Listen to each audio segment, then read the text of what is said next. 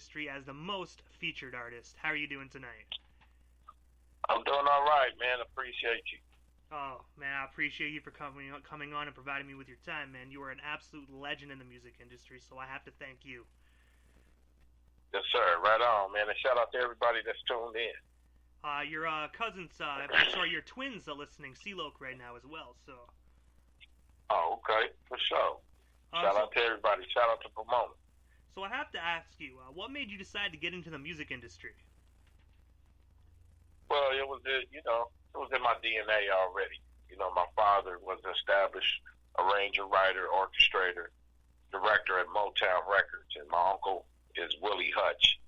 You know, had a slew of hit records back in the early 70s. So music has been in my DNA, and plus my cousin is Code 187 from the legendary group Above the Law. So you can't help but say, you know, this is what I was destined to do. And Above the Law is another legendary group in this music industry, man. You can never get anything better than Above the Law. Right, absolutely. So speaking of legendary, in 1989 you signed with EazyEs Ruthless Records. How did you and EazyE meet, and how did that record deal come to be? Well, Code 187, which is a.k.a. Big Hutch, he took me up under his wing. And once they was getting put on in early 88 and 89, you know, he honored the word and took me right under his coattail. And we did a 3-song demo at this famous spot in Pomona legendary spot called Jimmy Hot Track Studio Mission. We did a 3-song demo. This was like in early 89. And when he shot it to a cat named Laylaw, who's a contributor member of NWA shot it to EazyE. And it didn't take long for me to, you know, to get signed, you know, especially with a name like Kokane. And come in left field, you know, with the type of G-Funk sound that, you know, years later would have a major influence on the whole game. Oh, most definitely, man. You have that like very unique sound to your music. And I have to ask, I heard a lot of rumors saying EazyE was actually a completely different person behind the camera and behind the mic. Is that true? Was he actually a very genuine individual? Oh, absolutely, man. He took care of us, you know. In any business, since the origin of the music industry, it's always been, you know, a lot of shit going on, put it like that. But, you know, at the end of the day, man, Eric never made you feel like you was 2 cents. He always made you feel like, hey, you worth $10 or more. You know, he had that type of class, you know, that it wasn't always put up on, you know, the television screen. And now that you got internet, it's just, you know, some things need to remain seen, and a lot of people don't know he gave a lot behind closed doors. You know, he the type of individual that'll pull up on. I mean, you know, one story that I'm gonna tell you, and I tell everybody, and I'm proud of it. You know, he's the very same reason why he drove from Calabasas, broke $1 million meeting to come meet me up in Fontana, and made sure my kids had the proper money because the medical system is effed up, and paid for their operation, and the reason why they don't have medical issues today.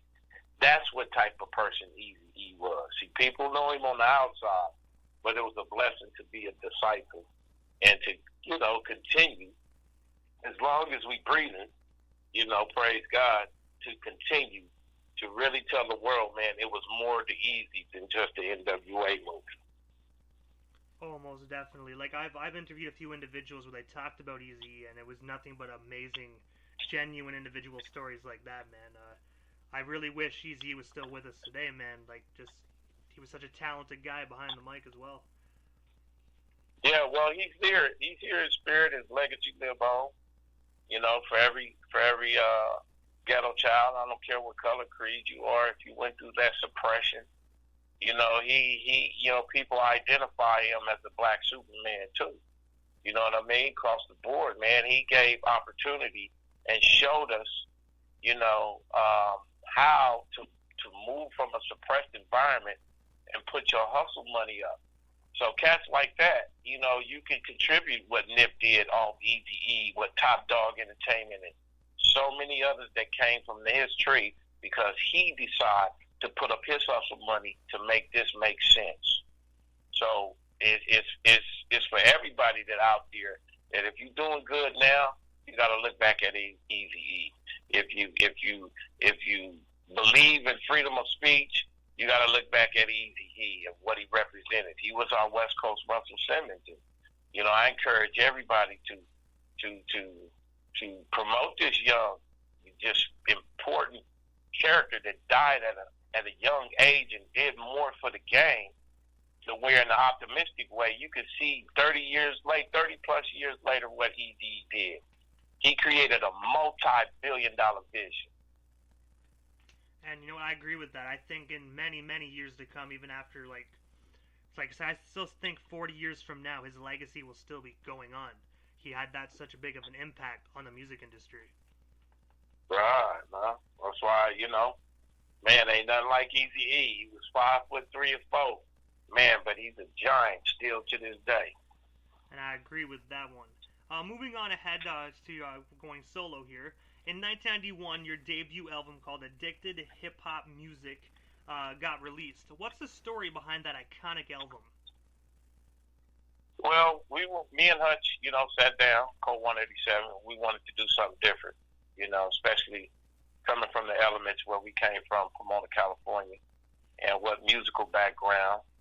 And we were totally, you know, hip-hop driven. You know, a lot of people know us for being the architect of G-Funk and slowing it down and putting weird P-Funk sounds and all that.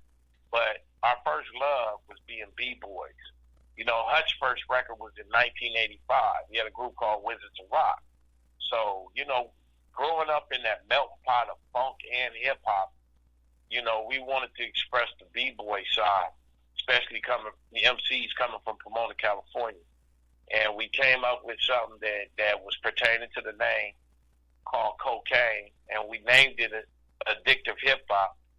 But, you know, on the other flip end, because of the politics and certain laws and conditions at that time with Epic Records, you know, because Ruthless had to deal with Epic Records, they wouldn't name my name Kokane, so they turned around and named me Who Am I?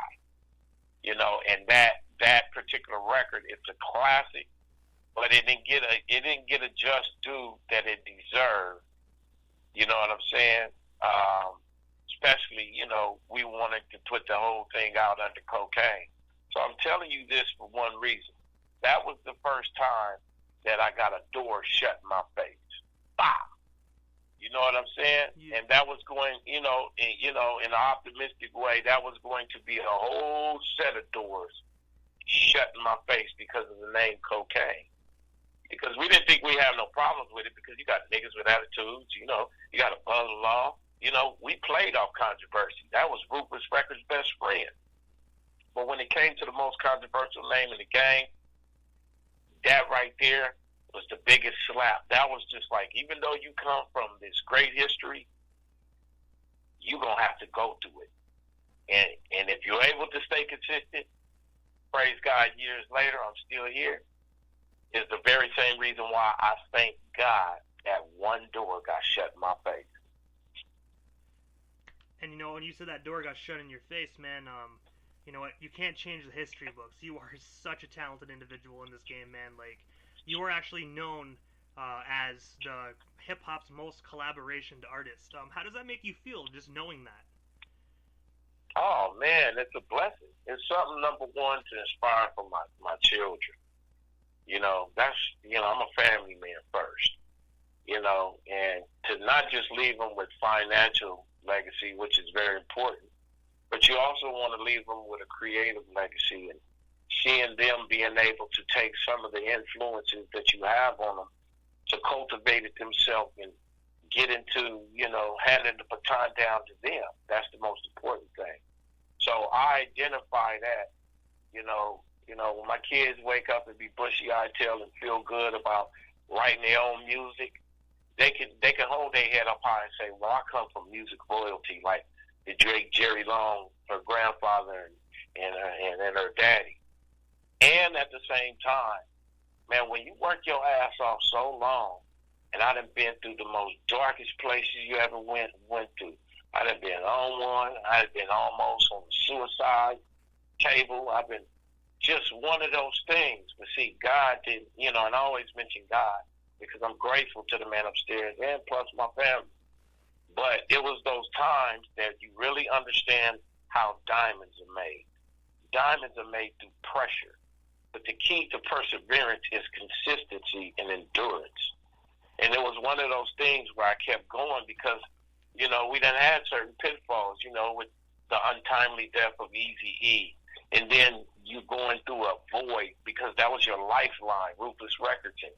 And everybody's arguing over money. And 9 times out of 10, doors are closed. And I had to go to the studio and just be doing what I'm doing. And people would pick up on it like an E40 or Too Short.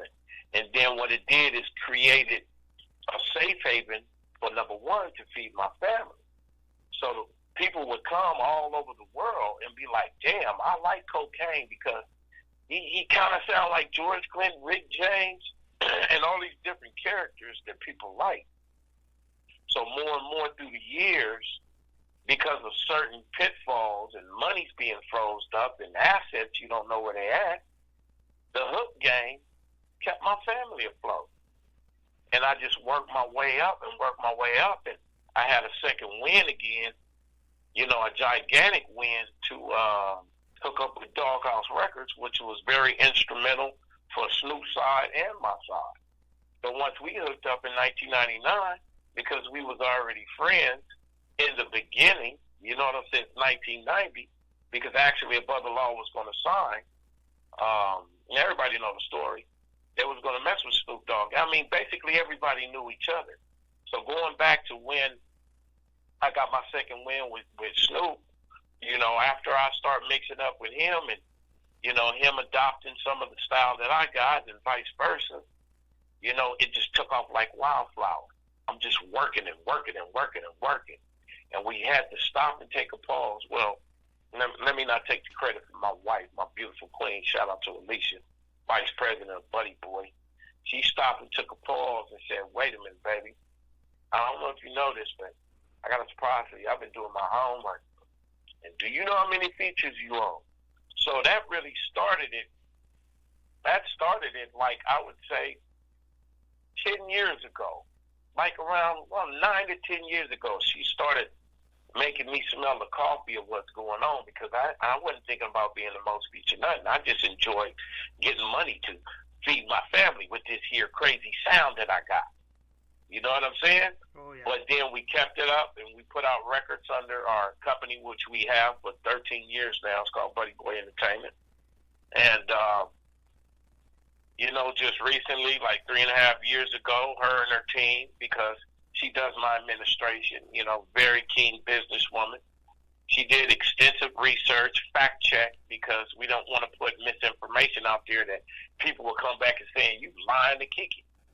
So when she did all her homework, her and the team, man, it ended up being really a little bit over 4,000 features, bro. Holy. Unheard of. So she said, baby, we don't want to break the crook because you can't feed a baby a plate of steak. Here I am. I'm like, wow, that's dope. Let's put the whole catalog out there. She said, no, we don't want to feed a baby a plate of steak. So she said, what we're going to do is just put the first 1,000 down there in a modest way. You know what I'm saying? To go ahead and let people know not only your involvement in your extension of success, but who you really are, Jerry, as an artist. You're an artist here to inspire others, not to jack yourself off. So this is my wife coming at me in the most gangstest, humblest way possible, because she made a point like this. We encourage each other and inspire each other in the midst of this music to elevate, because it's really still sharp and still. So if my wife was able to collect this and we did our homework and it came back right, it's the very same reason why months later that I'm able to meet somebody in Australia and they practically breaking down in tears like, you don't understand, you helped save my life. You did this, and I can go over to the brothers in Africa or a little kid over there in Denmark, and he's like, and they saying the same thing. So that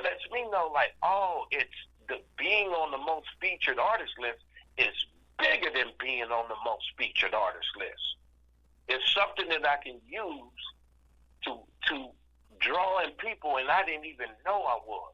So at the end of the day, you know, for me to be here sitting, and I appreciate you just letting me talk and take the podium. I appreciate that. Hey, because it's more, it's it's more stuff to tell, but you know, I'm trying to sum it up to where it makes sense to the audience. You know, one thing that is the best thing about, you know, working so hard is the simple fact that sometimes you just want to throw in the towel. You want to give up. There's things, personal issues you might go through. There's a lot of outside things. But if God or the universe bless you with some true talent and you stay consistent with it, that pressure is only going to make you a diamond. And when you get your diamond, the diamond is no different than being powerful or having powerful influence. Make sure that all artists out there listening use your influence properly. Use it wisely. Use it to inspire people. Get out the illusion of Hollywood and flashy dance and look more of integrity in teaching someone else, because God blessed you with the talent not to have on your own. He gave it to you for you to bless the world and inspire everybody else. So that's why I'm glad if years later I'm the most featured artist and I'm continuing to do what I'm doing, number one, I'm happy that it's inspiring a whole new generation, plain and simple. So I got to say this. When you said thank you for taking the podium, honestly, it's an honor. You were like an amazing artist, multi-platinum recording artist. You can talk as long as you like. I have no issues with that, and I'm sure my listeners have no issues with that. But before we get away from the whole collaboration bit, this Saturday marks Dr. Dre's The Chronic 2001's 20th anniversary. And since it's this Saturday, it's the anniversary, we have to talk about that for a second.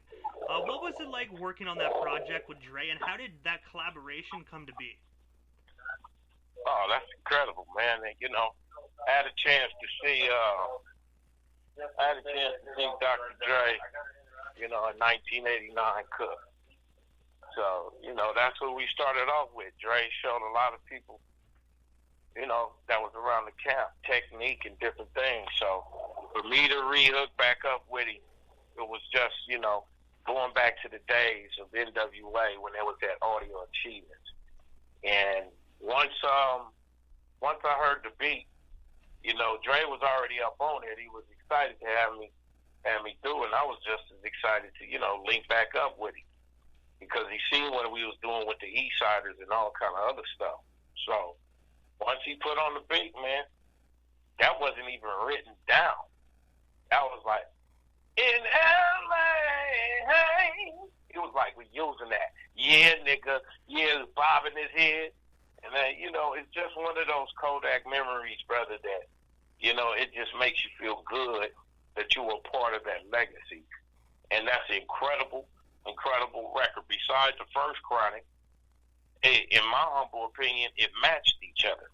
One didn't outshine the other, man, because Chronic 2001, man, when you talk about on some B-boy shit, West Coast shit, heavy tones, that was like Dre's pivot right there. Oh yeah, most definitely agree. Incredible record. So speaking of a record, and unfortunately this door sort of shut. You were supposed to be on Tupac Shakur's One Nation collaboration album alongside others, but unfortunately he passed away. During the time he was with us, what was it like working with him, and how did you and Pac get connected? We've been knowing Pac, man. He used to come down here back in the digital underground days. We had business with mutual managers to Atrium. And when he used to come around, you know, he was like, man, that's Pac, man. He was excitement in his finest, you know what I mean? Always animated, you know, and he used to rock down here with the Thug Life, Laylaw, and used to always function with us, you know, Brother-in-law, myself, and he was family, man. You know what I mean? And Pac soaked up a lot of things. You know what I mean? There was a lot of things that influenced him for him him to bring out that real treasure. And we would do shows together, all kind of stuff. And this was like in early '91. And years later, of course, when he got out, did All Eyes on Me and all that, you know, he was like, we hooked back up. And he was like, man, one of my favorite songs by you, Kokane, is No Pain, No Gain. It's a song I did called No Pain, No Gain on the album called Funk Upon a Rhyme. And he was like, man, I'm going to start my new company. It's called One Nation. Man, I want to bring you and Spice One up here to the Jim Belushi movie. So we go mix it up there with him. Then we go back to Canada with the Outlaws. And we, you know, that's when we recorded that Fortune and Fame. And he was like, man, okay, nigga, I got to have you part of the One Nation, man. You already know. We've been talking about this for a minute. And I was like, man, whatever you need, Pop, you already know. Hey, just like you said, I'm from the G-Funk, but you can call it what you want. Let's go. You know what I'm saying? And it was crazy because, you know, me, him, Spice One was hanging out with each other. And then we went to his house up in the valley. And it was like, I'm about to go to Vegas pretty soon. Man, I want to see y'all niggas there. Y'all can even come with me. But back then, I was like, I just had a record with Yella called One More Nigga to Go. And I was, you know, I had a record deal with a project called Ferradas Only on Scotty Brothers. So I couldn't go nowhere. So when I heard about the news, him getting popped and all that, I'm like, he Teflon Don, he gonna bounce back. But you know, God had bigger plans. And it was one of those things like, wow, man, like, I wonder if I would have went with him and different other things like that, or did I let him down? And, you know, at the time, you know, when I was thinking that way. But it's like, you know, I had a chance to see Pac in a light that was awesome because he was getting ready to make a cold-ass pivot with that One Nation.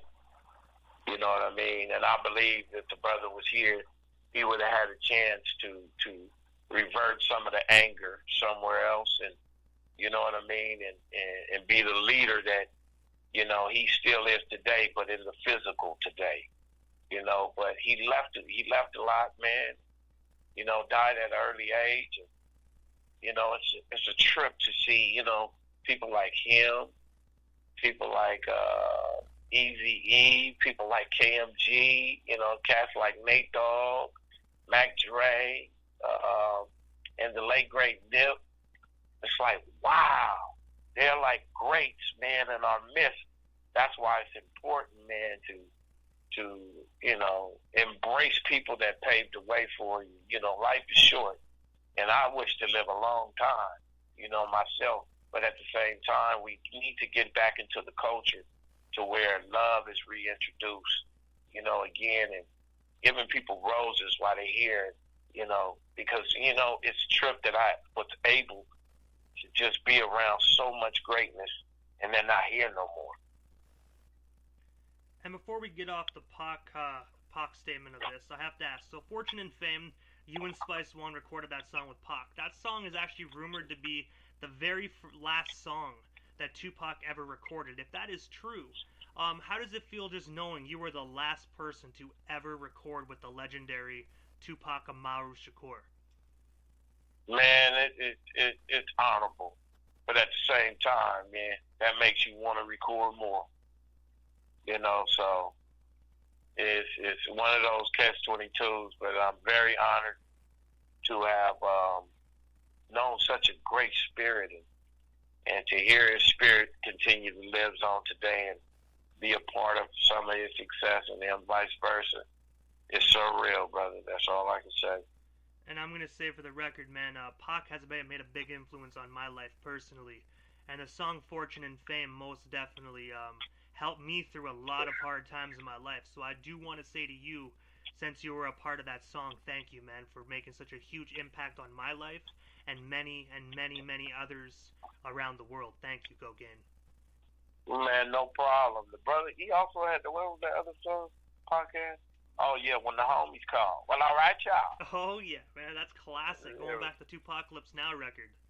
Yeah, that was cold, man. I always will miss Pac and all my loved ones, you know what I mean? Yeah, I love that Tupacalypse Now record just because of the fact is like it had such a different sound than the rest of the records. You know, it had the early '90s like beat to it. You know what I mean?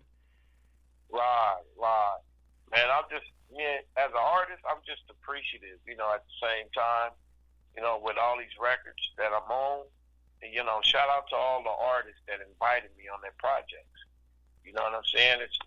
I wouldn't be where I'm at as far as that part of my career is concerned. So, big ups to every artist, man, that requested my sound and still request my sound today. Salute. So you also formed a rap group called Hood Mob and released a self-titled album called Hood Mob. What's the story behind that, and how did that formation of the group and record happen? Well, I had a partner that linked me in with these cats from San Diego, some Crips, and we shared certain stories, on the streets and certain people that we know, and I've been hearing them doing a lot of music underground, talking about Cricket and Contraband. Them are the artists, and we linked in, man. We fit more than the OJ Club, man. It was dope. It was something different, produced by an underrated cat out there named Steve Vicious, man, cold producer from Dago. You know what I mean? And man, that record today, man, so many fans from all over the world be like, man, Hood Mob, y'all need to do a Hood Mob. So we've been talking, over the years, and I know when time permits itself, we're going to pull out another Hood Mob. Gangsta guarantee that. So, also, going away from the music for a minute, in 2003, you were in a movie alongside Will Ferrell and Luke Wilson, which I have to say is one of my favorite movies as well, called Old School. What was that experience like, and how did that role come to be? That was Snoop doing that. You know what I'm saying? We all kicking it together. He said, "Man, we're about to go somewhere." He didn't even tell me where we were going, but we all posseed up and went. That's when I was like, "Hey, Kokane, you still there? Hello." Alright, guys, 1 second. I think we lost the guy. I think we lost Kokane, but we will bring him right back. I'm just going to play a quick song until we get him back on the air. Sorry about that. "All right." Hey, guys, we're back with Kokane. Sorry about that. I believe it's the weather down here. We're getting a really nasty snowstorm, so... that sounds good. But yeah, I believe we were on the topic with about the Snoop Dogg and Will Ferrell and Luke Wilson movie. Yeah, when I was that day, I was rolling with Dog, and he was talking about Snoop, and he didn't tell me we was going to, a movie set. But when we got there, I was like, man, that shit's hard. I mean, shit look like a big movie set. So we go out on stage, and it's a crowd full of people, and I'm like, oh shit, we finna film this part. So like the first take we go in there and film it is the very same take that Will Ferrell came in there butt asshole naked on the first take. So we were like, really wasn't acting. We was like, what the fuck? And he grabbed the microphone over me. We singing our shit. He grabbed the microphone, and I'm like, damn, this nigga's some fool.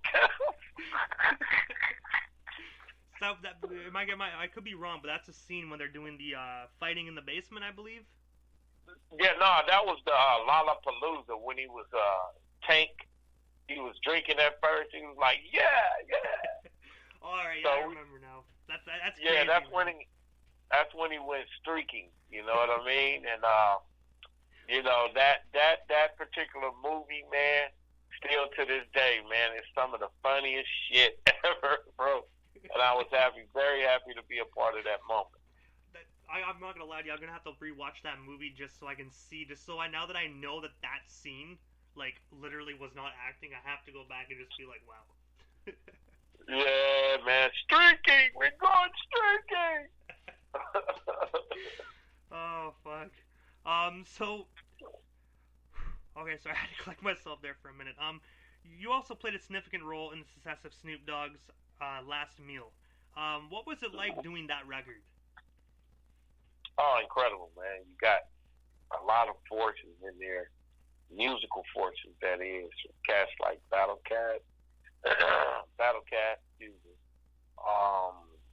Fred Reg, Meech Wells, Jelly Roll, Timberland, Dr. Dre.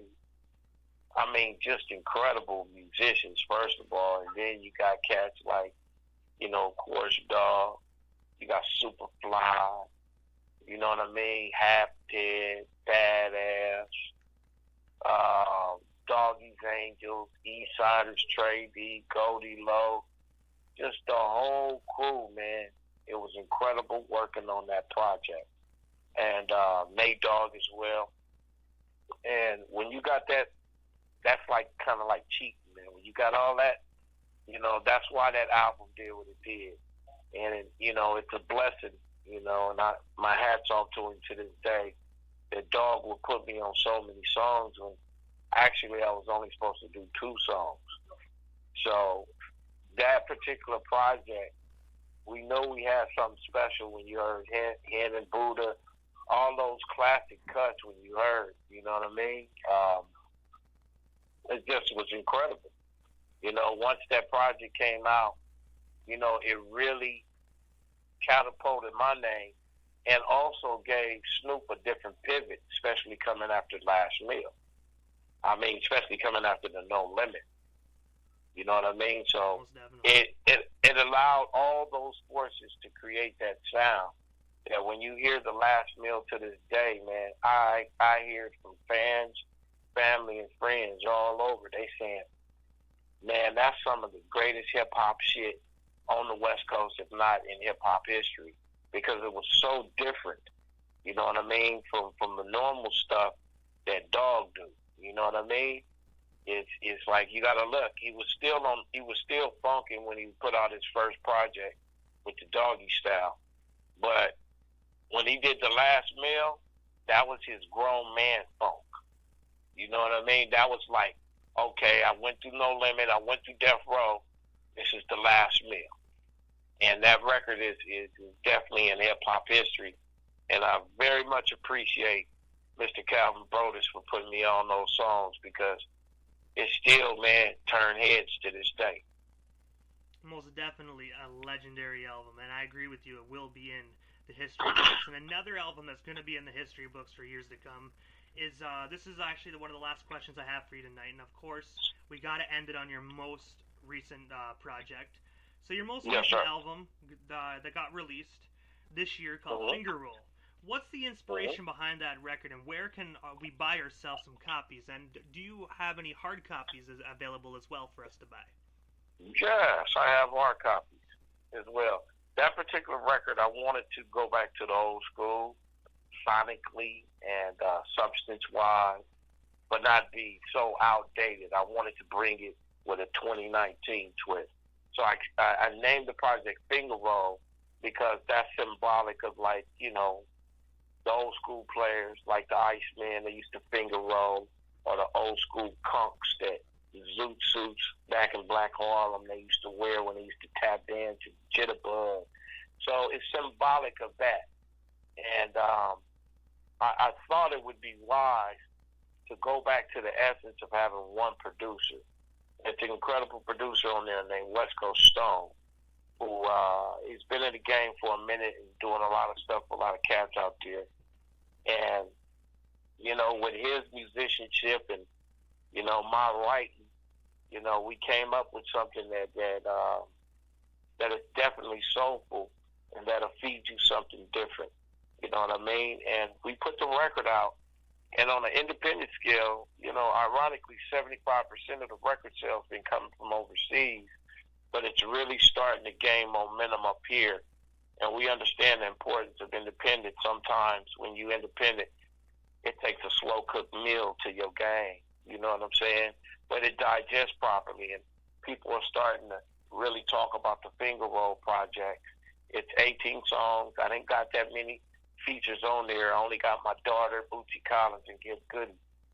And you can get that particular project exclusively, because it's not all on the Spotify and not all on the iTunes. I put a couple singles on there, but I created my own platform called Buddy Boy Digital. So that way, money's just coming into, as opposed to being spread it out to. And the record is incredible. A lot of people talk about it. We got 14 videos out there already. Just released a new video called Fantasy Island.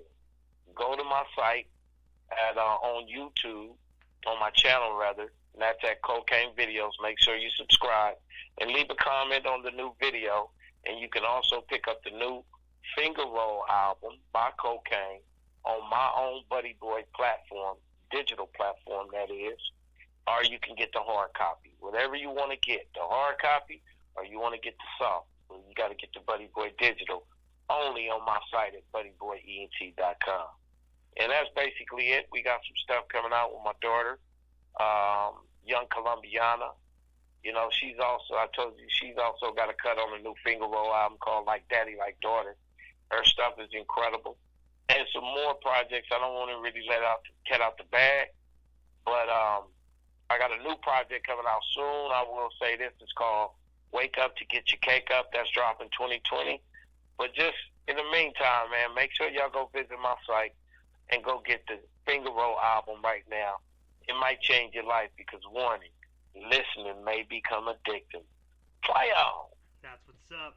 And I have to ask, Kokane, this is the time that I give the artist that comes on the show to give a chance to give shoutouts to whoever they want to give shoutouts to, and also their social media handles. That way our listeners can follow you if they're not already doing that. Okay. First, I want to give a shout out to y'all. Y'all supporting this. You know what I mean? I appreciate the invitation. I appreciate all the fans, friends, and family that's tuned in. Y'all know what to do. Spread the love, spread the word. Shout out to my queen, Vice President of Buddy Boy Entertainment, Lady Kokane. Shout out to all my fly cokers who's also on the board because we run our brand new label, Buddy Boy Entertainment, like a family-ran business. Shout out to my town, Pomona, California. Shout out to Tacoma. Shout out to Washington. Shout out to all the hoods out there that's pushing that independent line. Don't compromise and cut the middleman out and make sure you get yours. Shout out to all the homies that's locked down behind the walls, too. Very important. I ain't forgot about y'all. That's why I still make records for y'all. You know what I mean? And that's what it is. And make sure you keep God in your life and everything else will turn out right. That's what it is. From the legendary Kokane. Holla at me on my IG at Jerry B. Long, Jerry. B as in basketball, Long. If you need a hook, you come to the Hook King.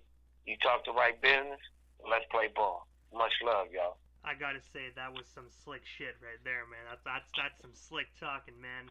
Kokane, I want to say thank you very much for coming up on Outlaw Radio Live. And I do want to say I am very sorry about that call mishaps with the snowstorm. But thank you very much for proceeding to come back on and answer and finish the last little bit of the interview. It was an absolute honor and a privilege, so thank you very much, sir. Man, and shout out to my man. Thank you. Shout out to my guy in Texas that's pushing my stuff. And all the unsung heroes, fleet DJs, man. That's what it is, man. Let's do it again, fam. Appreciate y'all family. Most definitely, man. I'm looking forward to that. Anytime you need an interview, I most definitely will put you on game, man. Thank you so much for coming on tonight. Right on. Have yourself a wonderful night, man. God bless. God bless.